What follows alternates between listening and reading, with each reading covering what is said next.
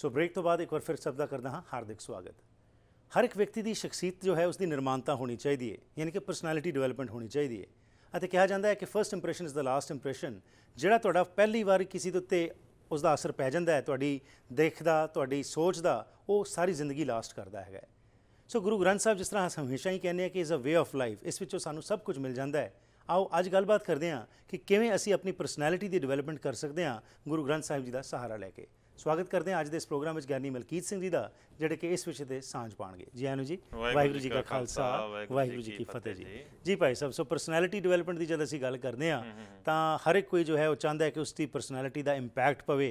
पिछले प्रोग्राम के तुसीं सांझ पाई सी व्यक्तिगत तौर के उत्ते, परिवारक तौर के उत्ते ते समाजिक तौर के उत्ते असीं किहड़े गुणां नूं अपने जीवन का आधार बनाईए जिहदे नाल कि असीं प्रेरित कर सकते हैं दूसरिਆਂ ਨੂੰ। सो अज अपनी डिवेलपमेंट की जब गल करने मानसिक लैवल के उत्ते होवे या स्पिरिचुअल लैवल के उत्ते होवे या फिजिकल लैवल ते होए, उस वास्ते चाहांगे कि अज सानू दसो। हाँ बिल्कुल जी, देखो गुरु ग्रंथ साहिब महाराज जी की पवित्र बाणी जी सानू एक चंगी परसनैलिटी बनाउंदी है, साडी शख्सियत का निर्माण करती है जी, और सानू अंदरों भी ते बाहरों भी चंगा बनाउंदी है, सोहना अते सुचज्जा बनाउंदी है। ठीक, इनू आपां इवें कह सकते हाँ कि गुरु साहिब जी ने सानू बाणी अते बाणा बख्शिया है जी, सानू सूरत अते सीरत बख्शी है जी।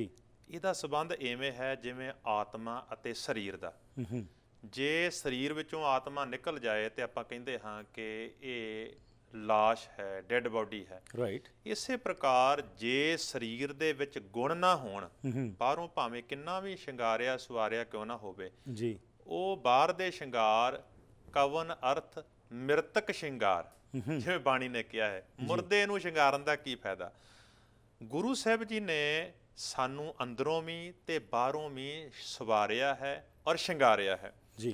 जे असीं गल करिए बाहर दी, मैं सोचदा हर एक बाहर दा जिहड़ा गुण है उहदे नाल सानू बाणी दे विचों अंदरूनी गुण भी प्राप्त हुंदा है जी।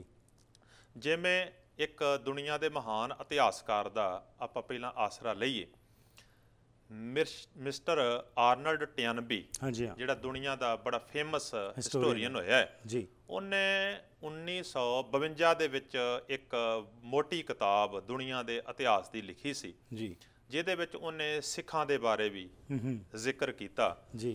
ते उन्होंने किसी ने पुछया सी कि दुनिया का सब तो सुंदर मनुख किहड़ा है जी, उन्हें बड़ा वधिया जवाब दिता। कहन लग्या कि दुनिया का सब तो सोहना मनुख साबत सूरत दस्तार सिरा सिख है जी।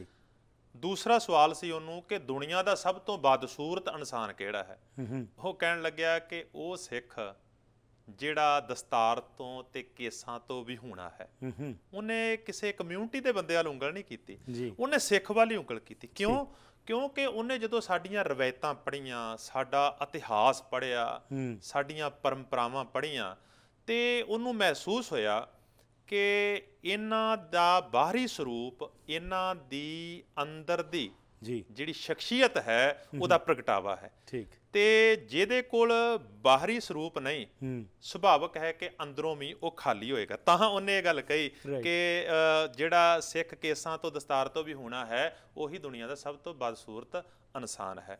वेखो गुरु साहिब जी की पवित्र बाणी जां उन्हां दे वाक जिहड़े असीं रहतनामिਆਂ ਵਿੱਚੋਂ पढ़ते हाँ, जिवें महाराज कहते हैं खालसा मेरो रूप है खास, ਜਾਂ ਫਿਰ ਮਹਾਰਾਜ ਕਹਿੰਦੇ ਨੇ ਭਰਮ ਭੇਖ ਤੇ ਰਹੇ ਨਿਆਰਾ ਸੋ ਖਾਲਸ ਸਤਿਗੁਰੂ ਹਮਾਰਾ।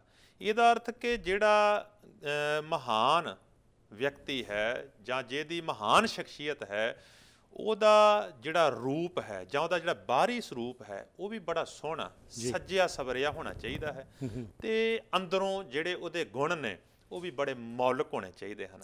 ਸੂਰਤ ਵੀ ਸੋਹਣੀ ਹੋਵੇ ਤੇ ਉਹਦੀ ਸੀਰਤ ਵੀ ਸੁਚੱਜੀ ਹੋਵੇ।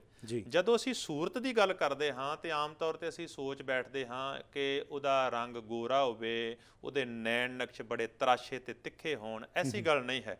ਗੁਰਬਾਣੀ ਨੇ ਸਾਵਲ ਸੁੰਦਰ ਬਿਆਨ ਕੀਤਾ ਹੈ, ਸਾਵਲਾ ਵੀ ਸੁੰਦਰ ਹੋ ਸਕਦਾ ਹੈ ਬਸ਼ਰਤੇ ਕਿ ਉਹਦੇ ਕੋਲ ਸਲੀਕਾ ਹੋਵੇ ਪਹਿਨਣ ਦਾ, ਉਹਦੇ ਕੋਲ ਸਲੀਕਾ ਹੋਵੇ ਬੋਲਣ ਦਾ, ਉਹਦੇ ਕੋਲ ਸਲੀਕਾ ਹੋਵੇ ਆਲੇ ਦੁਆਲੇ ਨਾਲ ਸੰਬੰਧ ਸਥਾਪਿਤ ਕਰਨ ਦਾ।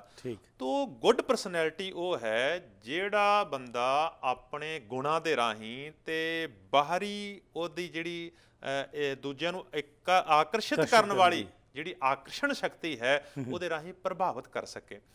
ਬਾਹਰੀ ਤੇ ਅੰਦਰੂਨੀ ਇਹਨੂੰ ਕਿਵੇਂ ਆਪਾਂ ਸੁਚੱਜਾ ਬਣਾ ਸਕਦੇ ਹਾਂ, ਬਾਣੀ ਸਾਡੀ ਰਹਿਨਮਾਈ ਕਰਦੀ ਹੈ। ਮੈਂ ਅਰਬ ਦੇਸ਼ਾਂ ਦੇ ਇੱਕ ਵਿਚਾਰ ਦਾ ਸਹਾਰਾ ਲਵਾਂ ਜੀ। ਅਰਬ ਦੇਸ਼ਾਂ ਦੇ ਵਿੱਚ ਇਹ ਮੰਨਿਆ ਜਾਂਦਾ ਹੈ ਕਿ ਜਿਹੜਾ ਚੰਗਾ ਜਾਂ ਸੁਚੱਜਾ ਮਨੁੱਖ ਹੈ, ਇੱਕ ਚੰਗੀ ਜਿਹੜੀ ਸ਼ਖਸੀਅਤ ਹੈ ਜਾਂ ਜਿਹੜੀ ਚੰਗੀ ਪਰਸਨੈਲਿਟੀ ਹੈ, ਉਹਦੇ ਵਿੱਚ 4 ਗੁਣ ਹੋਣੇ ਚਾਹੀਦੇ ਹਨ ਜੀ। ਉਹ ਕਹਿੰਦੇ ਨੇ ਇੱਕ ਦਸਤਾਰ, ਇੱਕ ਗੁਫਤਾਰ, ਇੱਕ ਰਫਤਾਰ, ਇੱਕ ਕਰਦਾਰ। ਹੁਣ ਇਹਨਾਂ 4 ਗੁਣਾਂ ਨੂੰ ਆਪਾਂ ਬਾਣੀ ਦੇ ਅਨੁਸਾਰ ਵਿਚਾਰਨ ਦਾ ਯਤਨ ਕਰੀਏ ਜੀ। ਵੇਖੋ, ਦਸਤਾਰ ਸਿੱਖ ਦਾ ਤਾਜ ਹੈ, ਠੀਕ, ਸਿੱਖ ਦੀ ਦੁਨੀਆ ਦੇ ਅੰਦਰ ਪਹਿਚਾਣ ਹੈ। ਹਜ਼ਾਰਾਂ ਲੱਖਾਂ ਬੰਦਿਆਂ ਦੇ ਵਿੱਚ ਵੀ ਸਰਦਾਰ ਖੜੋਤਾ ਹੋਵੇ ਤੇ ਦੂਰੋਂ ਪਹਿਚਾਣਿਆ ਜਾਂਦਾ, ਠੀਕ। ਇਹ ਸਿੱਖ ਦੀ ਆਇਡੈਂਟੀਫਿਕੇਸ਼ਨ ਹੈ। ਸਾਨੂੰ ਕੋਈ ਆਇਡੈਂਟੀ ਕਾਰਡ ਬਣਾਉਣ ਦੀ ਲੋੜ ਨਹੀਂ ਵੀ ਮੈਂ ਸਿੱਖ ਹਾਂ, ਦੂਰੋਂ ਹੀ ਪਤਾ ਲੱਗ ਜਾਂਦਾ ਹੈ ਕਿ ਇਹ ਸਿੱਖ ਹੈ। ਸਾਡਾ ਸਰੂਪ ਹੀ ਮਹਾਰਾਜ ਨੇ ਐਸਾ ਬਖਸ਼ਿਸ਼ ਕੀਤਾ ਹੈ ਜੀ। ਤੇ ਜਦੋਂ ਅਸੀਂ ਬਾਣੀ ਪੜ੍ਹਦੇ ਹਾਂ, ਇਹ ਸਾਡੇ ਸੱਭਿਆਚਾਰ, ਸਾਡੀ ਸੰਸਕ੍ਰਿਤੀ ਦੀ ਤਰਜਮਾਨੀ ਕਰਦੀ ਹੈ, ਠੀਕ। ਬਾਬਾ ਫਰੀਦ ਜੀ ਨੇ ਗੁਰੂ ਨਾਨਕ ਪਾਤਸ਼ਾਹ ਜੀ ਦੇ ਆਉਣ ਤੋਂ ਕਈ ਸਾਲ ਪਹਿਲਾਂ ਪੱਗ ਦੀ ਜਦ ਗੱਲ ਕੀਤੀ, ਫਰੀਦਾ ਮੈਂ ਭੁਲਾਵਾ ਪੱਗ ਦਾ, ਮਤ ਮੈਲੀ ਹੋਏ ਜਾਏ, ਗਹਿਲਾ ਰੂਹ ਨਾ ਜਾਣੇ, ਇਹ ਸਿਰ ਪੀ ਮਿੱਟੀ ਖਾਏ। ਫਿਰ ਸਾਡੇ ਭਾਰਤੀ ਸਮਾਜ ਦੇ ਵਿੱਚ ਪੱਗ ਦੀ ਜਾਂ ਪਗੜੀ ਦੀ ਹਮੇਸ਼ਾ ਗੱਲ ਆਈ। ਬਾਬਾ ਨਾਮਦੇਵ ਜੀ ਮਹਾਰਾਸ਼ਟਰ ਦੇ ਨਿਵਾਸੀ ਨੇ, ਉਹ ਕਹਿੰਦੇ ਨੇ ਖੂਬ ਤੇਰੀ ਪਗੜੀ, ਪਗੜੀ ਮਿੱਠੇ ਤੇਰੇ ਬੋਲ, ਦੁਆਰਕਾ ਨਗਰੀ ਕਾਹੇ ਕੇ ਮਗੋਲ। ਇਹ ਸਾਡੀ ਮਹਾਨਤਾ ਦਾ ਪ੍ਰਗਟਾਵਾ ਹੈ, ਸਾਡੇ ਵੱਡਪਣ ਦਾ ਪ੍ਰਗਟਾਵਾ ਹੈ ਕਿ ਅਸੀਂ ਕੁਝ ਵਿਸ਼ੇਸ਼ ਜਾਣਦੇ ਹਾਂ, ਅਸੀਂ ਕੁਝ ਵਿਸ਼ੇਸ਼ ਵਿਅਕਤੀ ਹਾਂ।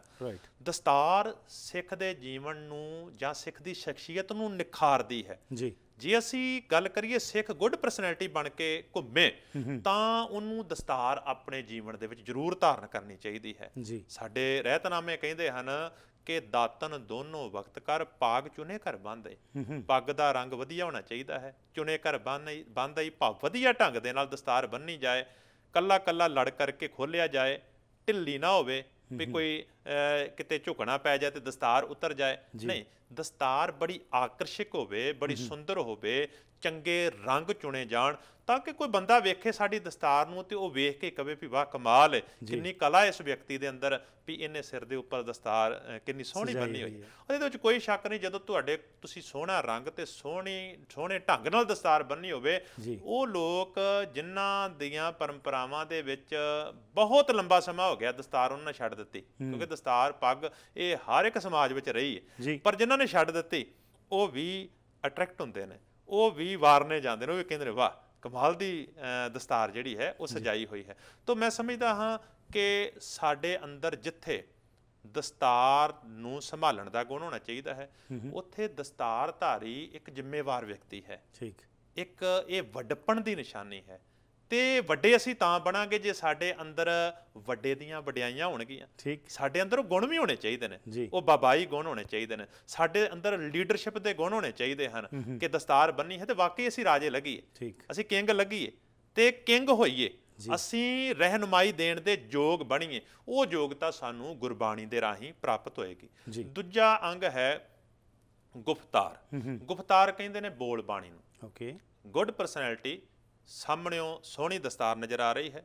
ਦਸਤਾਰ ਪ੍ਰਤੀਕ ਹੈ ਸਾਡੇ ਸਾਰੇ ਬਸਤਰਾਂ ਦਾ ਜੀ, ਵੀ ਅਸੀਂ ਵਧੀਆ ਸੂਟਡ ਬੂਟਡ ਹੋਣੇ ਚਾਹੀਦੇ ਹਾਂ, ਸਾਨੂੰ ਸਲੀਕਾ ਹੋਣਾ ਚਾਹੀਦਾ ਹੈ ਸੋਹਣੇ ਕੱਪੜੇ ਪਾਉਣ ਦਾ ਜੀ। ਤੇ ਇਹ ਸਲੀਕਾ ਜਿਹੜਾ ਹੈ ਕੋਈ ਜੰਮਦਿਆਂ ਹੀ ਧਾਰਨ ਨਹੀਂ ਕਰਦਾ, ਇਹਦੇ ਵਾਸਤੇ ਆਪਣੇ ਆਪ ਨੂੰ ਤਿਆਰ ਕਰਨਾ ਪੈਂਦਾ ਹੈ, ਠੀਕ। ਸਿਆਣੇ ਕਹਿੰਦੇ ਨੇ ਕੱਪੜੇ ਭਾਵੇਂ ਕਮਜ਼ੋਰ ਤੇ ਪੁਰਾਣੇ ਕਿਉਂ ਨਾ ਹੋਣ, ਪਰ ਧੋ ਕੇ ਪ੍ਰੈਸ ਕਰਕੇ ਪਾਏ ਹੋਣ ਤੇ ਉਹਨਾਂ ਦੀ ਜਿਹੜੀ ਦਿੱਖ ਹੈ ਉਹ ਵੱਖਰੀ ਹੀ ਹੁੰਦੀ ਹੈ ਜੀ। ਜਿੱਥੇ ਬੰਦਾ ਦਸਤਾਰ ਜੋ ਸਾਡੇ ਸਾਰੇ ਬਸਤਰਾਂ ਦੀ ਤਰਜਮਾਨੀ ਕਰਦੀ ਹੈ, ਉੱਥੇ ਅਸੀਂ ਬਾਹਰੋਂ ਸੁਚੱਜੇ ਬਣ ਕੇ ਰਹੀਏ। ਉੱਥੇ ਗੁਫਤਾਰ ਸਾਡੇ ਅੰਦਰ ਦਾ ਪ੍ਰਗਟਾਵਾ ਹੈ ਕਿ ਅਸੀਂ ਅੰਦਰੋਂ ਕੀ ਹਾਂ। ਮਹਾਰਾਜ ਕਹਿੰਦੇ ਨੇ ਜੋ ਪਾਵੇ ਭਾਂਡੇ ਵਿੱਚ ਵਸਤ ਸਾਹ ਨਿਕਲੇ, ਜੋ ਸਾਡੇ ਭਾਂਡੇ ਵਿੱਚ ਹੋਏਗਾ ਉਹੀ ਬਾਹਰ ਨਿਕਲਣਾ। ਸਾਡੇ ਅੰਦਰ ਝੂਠ ਹੈ, ਸਾਡੇ ਅੰਦਰ ਕ੍ਰੋਧ ਹੈ, ਤਾਂ ਜਦੋਂ ਅਸੀਂ ਬੋਲਾਂਗੇ ਕ੍ਰੋਧ ਨਿਕਲੇਗਾ, ਝੂਠ ਨਿਕਲੇਗਾ। ਜਿੱਥੇ ਅਸੀਂ ਬਾਣੀ ਦੇ ਰਾਹੀਂ ਆਪਣੇ ਅੰਦਰ ਸੱਚ ਭਰਨਾ ਹੈ, ਪਿਆਰ ਪੈਦਾ ਕਰਨਾ ਹੈ, ਉੱਥੇ ਜਦੋਂ ਅਸੀਂ ਬੋਲਣਾ ਹੈ ਤੇ ਅਸੀਂ ਆਪਣੇ ਆਪ ਨੂੰ ਸਹਿਜ ਵਿੱਚ ਰੱਖਣਾ ਹੈ ਜੀ। ਸਾਡੇ ਬੋਲ ਭਾਵੇਂ ਥੋੜੇ ਹੋਣ ਜੀ, ਪਰ ਸੁਣਨ ਵਾਲਾ ਬੰਦਾ ਇੰਨਾ ਪ੍ਰਭਾਵਿਤ ਹੋਵੇ ਵੀ ਉਹ ਬਾਰ-ਬਾਰ ਉਹ ਬੋਲ ਸੁਣਨਾ ਚਾਹੇ। ਬਿਲਕੁਲ ਜੀ, ਹਰ ਸੱਜਣ ਸੁਆਮੀ ਮੋਰਾ ਮਿੱਠ ਬੋਲੜਾ, ਗੁਰੂ ਸਾਹਿਬ ਜੋ ਕਹਿੰਦੇ ਨੇ, ਬਿਲਕੁਲ ਮਿੱਠ ਬੋਲੜਾ ਜੀ ਹਰ ਸੱਜਣ ਸੁਆਮੀ ਮੋਰਾ। ਸਤਿਗੁਰੂ ਜੀ ਕਹਿੰਦੇ ਨੇ ਜਿਤ ਬੋਲੇ ਪਤ ਪਾਈਏ, ਸੋ ਬੋਲੇ ਪ੍ਰਵਾਨ, ਫਿੱਕਾ ਬੋਲ ਵਿਗੁਚਣਾ ਸੁਣ ਮੂਰਖ ਮਨ ਆ ਜਾਣ। ਜਿਹੜਾ ਬੋਲ ਬੋਲਣ ਦੇ ਨਾਲ ਇੱਜ਼ਤ ਮਿਲਦੀ ਹੈ ਉਹ ਬੋਲ ਬੋਲਣਾ ਚਾਹੀਦਾ ਹੈ, ਫਿੱਕਾ ਬੋਲ ਤੇ ਕਦੇ ਵੀ ਨਹੀਂ ਬੋਲਣਾ ਚਾਹੀਦਾ। ਜਿਹੜਾ ਬੋਲ ਬੋਲਣ ਦੇ ਨਾਲ ਸਾਨੂੰ ਤਿਰਸਕਾਰ ਦਾ ਸਾਹਮਣਾ ਕਰਨਾ ਪਵੇ, ਤਾਂ ਅਸੀਂ ਆਪਣੀ ਬੋਲ ਬਾਣੀ ਨੂੰ ਗੁਰੂ ਬਾਣੀ ਦੇ ਅਨੁਸਾਰ ਆਪਣੇ ਜੀਵਨ ਦੇ ਵਿੱਚ ਧਾਰਨ ਕਰਨਾ ਹੈ। ਅਸੀਂ ਇਹੋ ਜਿਹੇ ਬੋਲ ਬੋਲੀਏ ਜਿਨ੍ਹਾਂ ਵਿੱਚ ਸ੍ਰਿਸ਼ਟਾਚਾਰ ਹੋਵੇ, ਜਿਨ੍ਹਾਂ ਵਿੱਚ ਸਿਆਣਪ ਹੋਵੇ, ਸਾਡੇ ਬੋਲ ਬ੍ਰਹਿਮੰਡੀ ਹੋਣ ਵੀ ਜਦੋਂ ਕੋਈ ਬੰਦਾ ਸੁਣੇ ਤੇ ਉਹ ਕਹੇ ਵੀ ਇਹ ਪੂਰੀ ਦੁਨੀਆ ਦੀ ਗੱਲ ਕਰਦਾ ਹੈ, ਪੂਰੇ ਸੰਸਾਰ ਦੇ ਦੁੱਖਾਂ ਨੂੰ ਆਪਣੇ ਦੁੱਖ ਮੰਨਦਾ ਹੈ। ਸਾਡੇ ਬੋਲ ਦੂਜਿਆਂ ਨੂੰ ਪ੍ਰਭਾਵਿਤ ਕਰਦੇ ਨੇ। ਬੋਲ ਹੀ ਇਹ ਦਰਸਾਉਂਦੇ ਨੇ ਇਹ ਬੰਦਾ ਕਿੰਨਾ ਕੁ ਪੜ੍ਹਿਆ ਹੈ ਤੇ ਕਿੰਨਾ ਕੁ ਅਨਪੜ੍ਹ ਹੈ। ਜੇ ਸਾਡੇ ਬੋਲਾਂ ਦੇ ਵਿੱਚ ਸਿਆਣਪ ਹੋਏਗੀ, ਬੋਲਾਂ ਦੇ ਵਿੱਚ ਗਿਆਨ ਹੋਏਗਾ, ਤਾਂ ਅਸੀਂ ਦੂਜਿਆਂ ਨੂੰ ਪ੍ਰਭਾਵਿਤ ਕਰ ਸਕਾਂਗੇ ਕਿ ਹਾਂ ਇਹ ਬੰਦਾ ਪੜ੍ਹਿਆ ਲਿਖਿਆ ਹੈ। ਤਾਂ ਮੈਂ ਸਮਝਦਾ ਹਾਂ ਬੋਲ ਜਿਹੜੇ ਨੇ ਉਹ ਸਾਡੀ ਪੜ੍ਹਾਈ ਲਿਖਾਈ, ਸਾਡਾ ਧਰਮ ਤੇ ਸਾਡੇ ਵਿਕਸਿਤ ਸਮਾਜ ਦਾ ਪ੍ਰਗਟਾਵਾ ਹੁੰਦੇ ਨੇ। ਸਾਨੂੰ ਇੰਨੇ ਵਧੀਆ ਢੰਗ ਦੇ ਨਾਲ ਬੋਲਣਾ ਚਾਹੀਦਾ ਹੈ, ਇੰਨਾ ਮਿੱਠਾ ਬੋਲਣਾ ਚਾਹੀਦਾ ਹੈ, ਇੰਨਾ ਸਹਿਜ ਵਿੱਚ ਬੋਲਣਾ ਚਾਹੀਦਾ ਹੈ। ਤੇ ਆਨੰਦ ਸਾਹਿਬ ਜੀ ਦੀ ਬਾਣੀ ਦੇ ਵਿੱਚੋਂ ਇਹ ਜਿਹੜਾ ਪਵਿੱਤਰ ਬਚਨ ਸਾਨੂੰ ਰਹਿਨਮਾਈ ਦੇ ਰਿਹਾ ਹੈ, ਬਹੁਤਾ ਬੋਲਣ ਝੱਖਣ ਹੋਏ। ਝੱਖਾਂ ਤੋਂ ਬਚਣ ਦੀ ਲੋੜ ਹੈ। ਝੱਖਾਂ ਮਾਰਨ ਦੀ ਬਜਾਏ ਇੰਨਾ ਬੋਲਿਆ ਜਾਏ ਵਧੀਆ ਕਿ ਕੋਈ ਕਵੇ ਵੀ ਹਾਂ ਉਹਦੇ ਕੋਲ ਬੈਠੀ ਦਾ ਤੇ ਕੁਝ ਨਾ ਕੁਝ ਪ੍ਰਾਪਤ ਹੁੰਦਾ ਹੈ, ਆਨੰਦ ਆਉਂਦਾ ਹੈ। ਹਾਂਜੀ, ਬਿਲਕੁਲ। ਹੋਰ ਜਿਹੜੇ ਗੁਣ ਨੇ ਜੀ ਦੋ, ਉਹਨਾਂ ਦੇ ਬਾਰੇ ਇਸ ਬ੍ਰੇਕ ਤੋਂ ਬਾਅਦ ਜਾਣਕਾਰੀ ਲੈਂਦੇ ਹਾਂ। ਇੱਕ ਛੋਟੀ ਜਿਹੀ ਬ੍ਰੇਕ ਜੀ, ਵਾਪਸ ਆਵਾਂਗੇ। ਭਾਈ ਸਾਹਿਬ ਜੀ ਨੇ ਜਿਹੜੇ ਸਾਡੇ ਨਾਲ ਦੋ ਸਾਂਝ ਪਾਈਆਂ ਨੇ ਦੋ ਗੁਣਾਂ ਦੀਆਂ, ਇਹ ਸਾਡੇ ਜੀਵਨ ਦਾ ਆਧਾਰ ਬਣਨੀਆਂ ਚਾਹੀਦੀਆਂ ਨੇ। ਉਸ ਦੇ ਨਾਲ ਨਾਲ ਕਿਸ ਤਰੀਕੇ ਨਾਲ ਜਿਹੜੇ ਬਾਕੀ ਦੇ ਗੁਣ ਨੇ ਵੀ ਉਹਨਾਂ ਨੂੰ ਵੀ ਅਸੀਂ ਅਡਾਪਟ ਕਰਨਾ ਹੈ, ਇਸ ਬ੍ਰੇਕ ਤੋਂ ਬਾਅਦ ਸਾਂਝ ਪਾਉਂਦੇ ਹਾਂ।